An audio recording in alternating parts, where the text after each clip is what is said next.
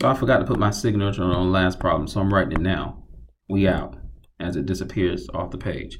All right, cool. All right, next one.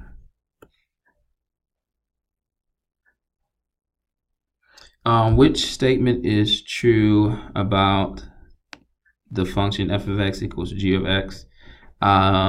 Which statement is true? So if this is equal to that, so we have x squared is equal to 2x, y'all, plus 3. All right, so we're gonna bring this x squared up here. Okay, so if that is true, then I need to move everything over here, right? So I need to subtract. So I get x squared minus 2x minus 3 is going to be equal to 0. And what do we do now? We factor, buddy. That's what we're going to do.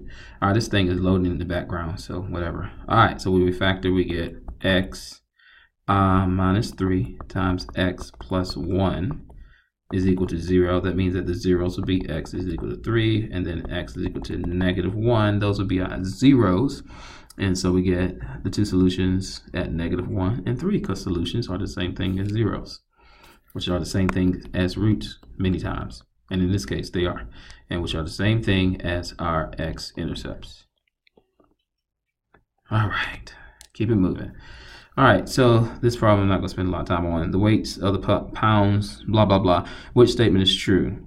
You put this into your calculator. You go to one variable, statistics, and you read each problem.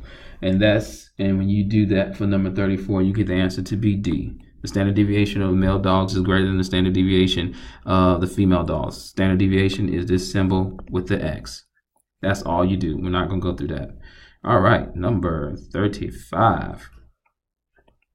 The table below shows the number of hours for waiters at a restaurant, blah, blah, blah. Which waiter earned tips closest to the amount predicted by the line of best fit? So I'm going to have to spend some time going through this problem. So what I'm going to do, I'm going to pause the video. I'm going to put this into my table because you don't need to hear me do that. All right, everything's in my table. So I'm going to stat, I'm going to calc, and I'm going over to 4 for linear regression. And I get the equation to be, I'm rounding to the nearest hundredth. So y is equal to 8.27 minus 9.25. Forgot my x, sorry.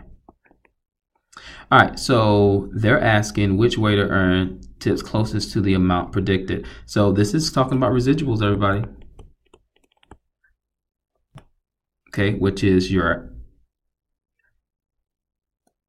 actual minus your predicted. Okay. So I'm going to, I know this is going to be L1, this is going to be L2.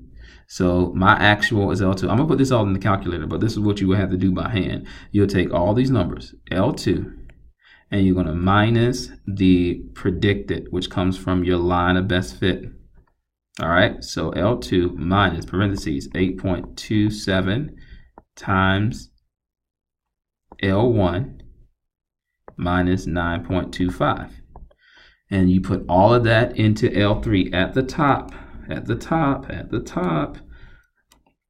So L2 second, and then the 2 for L2 minus parentheses 8.227 times L1. Even if you just put L1 beside it, it means multiply, but I just do that so y'all know you're multiplying, minus 9.25, and you press enter.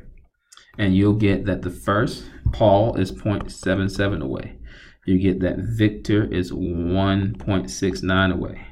You get that Colin, whatever, is negative 0.58 away.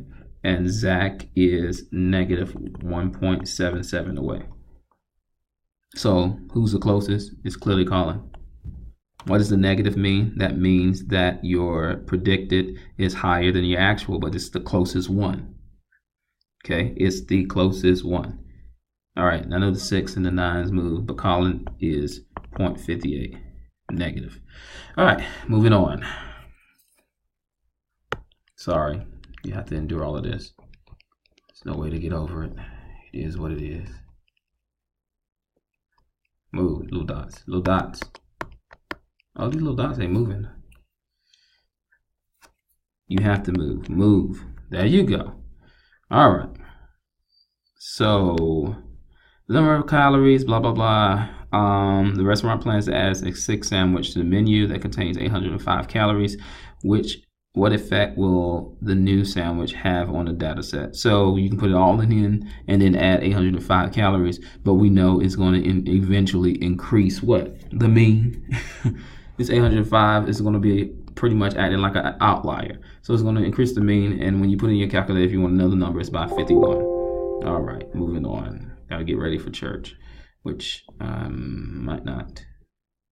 Oh yeah, I'm definitely leaving this video. Y'all get the rest later on. I don't know when. The table shows the height of a plant over several years. Use a linear model. Approximately how many years will it take the plant to reach 63 inches? So this is a linear model, which means that it has a linear equation, which means that we could work backwards and find the rate of change and find the slope, or we can just put this table into the wonderful calculator and let it give us. I hate that I left these notes home. I mean at school, because we had that little crazy thing happen, the boiler. So I worked all this stuff out. All right, so I put this into the calculator. Whatever, you can fast forward the video. I don't feel like pausing again. So we get 1, 2, 3, 4, and we get 12, 22, 36, 40. Please remember that for all linear equations, you can put them into your calculator, and it will give you the equation when you go to linear regression. So it tells me that my A is 9.8, so Y is equal to 9.8x plus 3. So if I come over here and find the rate of change, 12 to 22 is 10. Well, it says linear model, so it's not necessarily all the way linear. Oh my gosh, my thing is about to die. All right, and then 1 to 2 is 1. So it looks like the slope, but you know, if you use your linear model, you'll realize that these are points in the scatter plots. Anyway, so it's just set this 63 is equal to 9.8x plus 3, and then solve for x. Subtract 3, you get 60 equal 9.8, divide by 9.8. 9.8, 60 divided by 9.8. It's going to be close to 6 because it's close to 10. And so it takes 6.12 years, about 6 years. All right, so let me pause this. All right, number of people which has a greater standard deviation. Put in your calculator. Put in the calculator. Look for that. And for number 38, your answer is going to be D. It's 37. 37 is B. Yeah, I said 37. It's D. All right. That's what your answer is going to be. Take that away. Get my space back. Give me my space back. All right. Thank you. All right. 39 below. Size correlation coefficient. Once you put it in your calculator, you'll get a correlation coefficient. I already told you all about turning the diagnostic on. 39 is C. Moving on, 40, which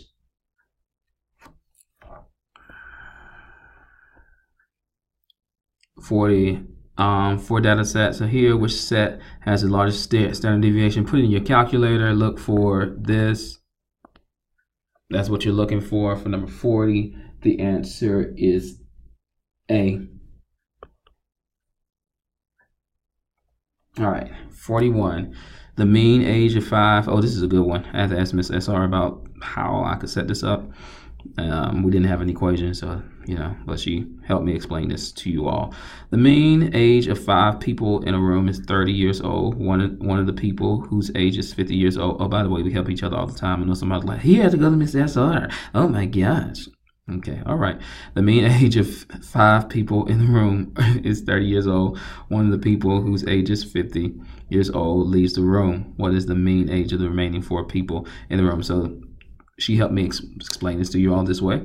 And the mean age of 5 people is 30. That means that we're going to say that everybody's 30. If the average is 30, that means that the 5 people are 30 years old. So that means there's 150 total years in there. In this case, that's what it is.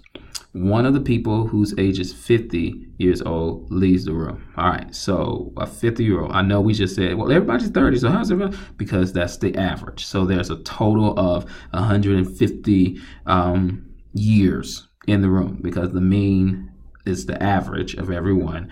And so the average is 30. There's 5 people, so there's 150 years in the room. So 50 person years leaves, that leaves you with 100. We started off with 5 people, so now you have 4 people, so 100 divided by 4 is 25. So number 41 will give you 25, which is B. All right. 42, which expression is equivalent to the perimeter? Don't get caught up about multiplying all this stuff. You're just adding 4x, 6x, that's 10x, plus 5x is 15x. There's only one with 15x. 2, 2, and 3 makes 7. 43, I think we're going to have this done. We're going to solve this by zero product property. Subtract 40 from both sides. We get x squared minus 6x minus 40 is equal to 0. And then this breaks down into 40 would be, that's 8. 4 and 10. Yeah, 4 and 10. So we get x minus 10. And then x, I could look at the examples and figure out which numbers we have to work with, equals 0. But I like to think on my own. So we get x is equal to 10, x is equal to negative 4. So therefore the answer for number 43 has to be C. Give me my space back.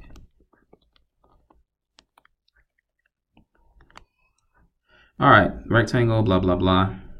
This problem right here, the answer is D, but I actually have to, I don't understand where the problem is coming from. So I can show y'all what I know, and maybe y'all can figure it out until I figure it out. It says a rectangle's length is 3, rectangular room's length. So we have a rectangular room. The length is 3 inches more than 4 times its width, 3 inches more than 4 times the width. An adjoining room has an area, so we know that the width is here. They're saying an adjoining room has an area of 144, so feet squared. So I mean, adjoining room, I guess an adjoining room has an area 100, which represents the total area of the 2 rooms. Oh, I get it now. They were not, I get it. So they were not asking you to, I did too much. I just drew the picture and now it makes sense. So the area of this room is 4W. Somebody was like, Mr. Oni, I got that without you. Well, whatever. I have moments. So I had my aha moments are great. So this gives me 4W squared plus 3W. It's way easier than I was thinking. Here I go complicating the problem. And then this adjoining room is joined in, so it's plus 144. I was solving and doing a whole bunch of stuff. So the answer is D, which jumped down to the bottom because it's scared of me right now because I got my, thinking cap on. And it doesn't want to be near me with my thinking cap on. All right, so the answer is D. All right, because we multiply those 2 out. All right, a lot easier than I thought. Which line passes through the point 68 and perpendicular to this? Well, we got to get you along, buddy. Get this along. So we subtract subtract x from both sides. And then we divide by 3. And so we get the slope to be currently a negative 1/3, but we want a perpendicular slope. So the perpendicular slope will be 3. And so now, they're all in standard form. They're always trying to give us something crazy. So we have the point 68, slope of 3. I'm going to use point slope form this time. This shout out to Chiche and Katie. So I'm going to say y minus 8 is equal to 3 times x minus 6. All right, and then I get y minus 8 is equal to 3x minus 18. Add 8 to both sides, add 8 to both sides. You get y is equal to 3x minus 10. Y, I need you to bring your behind back up here, okay? Get up here. Stop playing. So we need to put this in standard form. So the 3x needs to be positive. So the y needs to come over here. And then the negative 10 needs to go over there. So that now looks like 3x, that's an x, minus y is equal to 10, which is D. 45 is D. All right, we're almost done, y'all. We're almost done. Give me my space. Give me my space. Give me my space. Give me my space. Give me my space. Give me my space. Give me my space. Give me my space. All right, 46. Two functions are shown below. What is the value if they're equal to each other? I don't even want to solve this. This is pretty simple. What's the value of x? Set it to equations equal to each other. I'm not solving that baby stuff. 46, the answer is C. What's the approximate? You put 7.1 in for x. I'm not solving that either because it's pretty baby stuff. And you have a calculator. The answer is D. The vertices of a right triangle are shown here. Most of you all will graph this. The stuff is going to jump off the page, but I am just going to use my shortcut. Y'all use the distance formula. It doesn't matter to me. My rectangle is pretty ugly. I can hear Kennedy loud talking about something. That rectangle is ugly, Mr. O'Neill.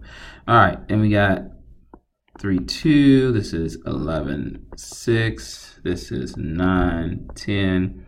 And this is 1, 6. So what I do, you find the distance between them. I just know that the distance, I'm not using the distance formula, I'm sorry. So the distance formula, again, is x sub 1 minus x sub 2 squared plus y sub 1 minus y sub 2 squared, the square root of that. And so I'm just going to do my little shortcut and have this stuff move back up so it can stop getting on my nerves. All right, so that's there. Y'all know they're order pairs. So I'm going to take the y's and subtract them. So 6 minus 2. Oh, this is going to be a mess. Okay, so I don't know how to do this problem without having it jump everywhere. So, yeah, I don't know how to solve it. I'll come back to it at the end. All right, and I'll just find a open, no. How about I do that now? Let's just open up a new page.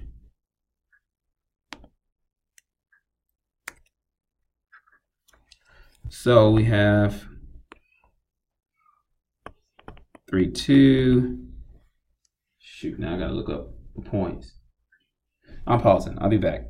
All right, so I brought you in on the problem that I pretty much worked out. I'm using the distance formula. Forget my little shortcut because it confuses many of you all. So I said, let me just suck it up and just work it out so that you can understand. So I used the distance formula and I got the distance of this side to be square root of 20. I'm gonna work out the distance formula here. So that's gonna be equal to x's or your y's. It doesn't matter which one comes first. I mean, I know it gives you the formula, but whatever. Let me do I did the y's because I'm used to doing y sub 2 minus y sub 1. I'm gonna do the x's the right way.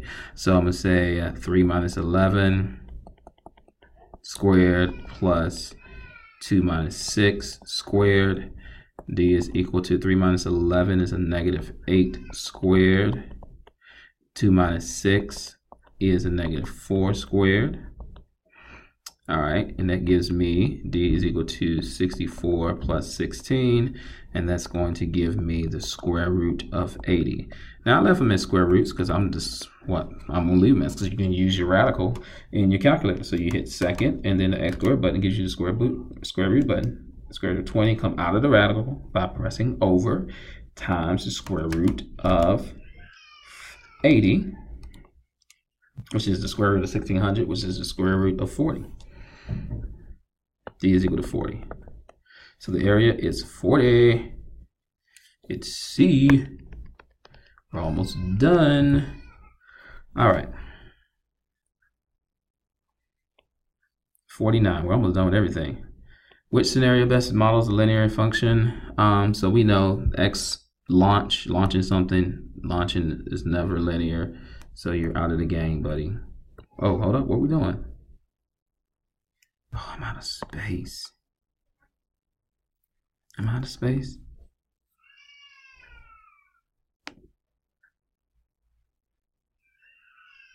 Oh, not out of space. What's happening? So draw. My draw tool is gone. I don't know what's going on. Is it because it's on this one? Like I don't get it. I can draw on this. Let me close this out. Maybe I can't draw on two different things. Maybe that's what it is. No. They took my drawing tool. No, it's here. Okay, sorry. Whatever. I'm not even gonna edit that. The height of a rocket is X seconds. So rocket, that's, parabola, no. The amount of radio, no. Didn't we ever have this problem? No. Total price is, yeah, we had this problem before. All right, it's D. Okay, how far are the y-intercepts of the following functions from the table and the graph? So this y-intercept is -3. It's a horrible arrow. So B is -3 here. And so use your table, y'all. The y-intercepts, put this into the table. Stat, edit, put them in. And I'm just going to give you all the answer to this one because why do all of this when you should know? The answer is B. Is 2. Well, actually, yeah, these are going back to, even if we work backwards, say for instance, never mind, put it in your table and subtract them. It's going to be big number minus small number, and you get 2. All right, great. This problem right here, I want to work out the length of a rectangle is 5 more than its width. The length of a rectangle, because I'm running out of space. I got to get to church. It's been a crazy day. I need the Lord today. The length of a rectangle is 5 more than its width. And it says the width of a rectangle will be doubled. Oh, I'm here doubling the width. What is the area formula? So we just do 2w times w plus 5. And that gives you 2w squared plus 10w. So let's see. All right, that's 51. We're almost done. We're almost done. We're almost done. We're almost done. Move, buddy. Get in my way. 52. So they say that this is the line segment. It's this. They say that the midpoint formula is, I'm just going to write down 1. X sub 1 plus x sub 2 over 2 gives you the x coordinate of the midpoint. So I'm going to say x sub m for the midpoint. So they say that we have a line segment. And it's a midpoint is here. So we got this point of 7. Doesn't look like a 7. 7, 11. The midpoint is at -6, -2. And we're trying to find this other point, right? That's what we're trying to find. So we know that the x of this point, which is 7, plus the x, 7, get your behind up here, plus the x of the other point that we don't know, which is x sub 2, divided by 2, gave us the midpoint x of -6. So we solve this by multiplying by 2, 7 plus x sub 2. 7 doesn't want to be with the family. It's -12. Subtract 7. We get x to be -19. So this is the only one that has a -19. You do the same thing for y. Because I'm running out of time and I want to get to church on time, I'm going to move on to the next one. You do the same thing, y'all. I'm like, I don't get it. Watch the video again. I said the midpoint. The midpoint of this is this point right here. And then this and this make up these two values. So these are my x sub 2 and my y sub 2 value that I don't know. All right. So yeah, watch the video again. Can you stop, please? Thank you. All right, a linear function is shown in the table, which is true. Again, put this into the table clearly. If you put this in the table and you find, I'm gonna actually do this. So we have -4, -3, -2, -1. Then we come over here, -7, -4, -1, 2. And we're going to stat calc 4, linear regression. What's the equation, my friend? The equation is y is equal to 3x plus 5. Can we find the slope over here and work backwards and find my y? Yes, by using the 5-step rule. Yes. It says the y-intercept is 3. You're lying. The x-intercept is 5/3. Well, to find the x-intercept is when y is 0. Okay, because the y-intercept is when x is 0. So we subtract 5, we get 3x is equal to -5 divided by 3 divided by 3. The x-intercept is actually -5/3. You're lying. The slope is negative. You're lying. The slope is positive. You're telling the truth. All right, so I can get to church on time and detox my day. Praise in the Lord. I'm moving on. I got 15 minutes to get to church. Love y'all. Hopefully this helped y'all. All right, goodbye.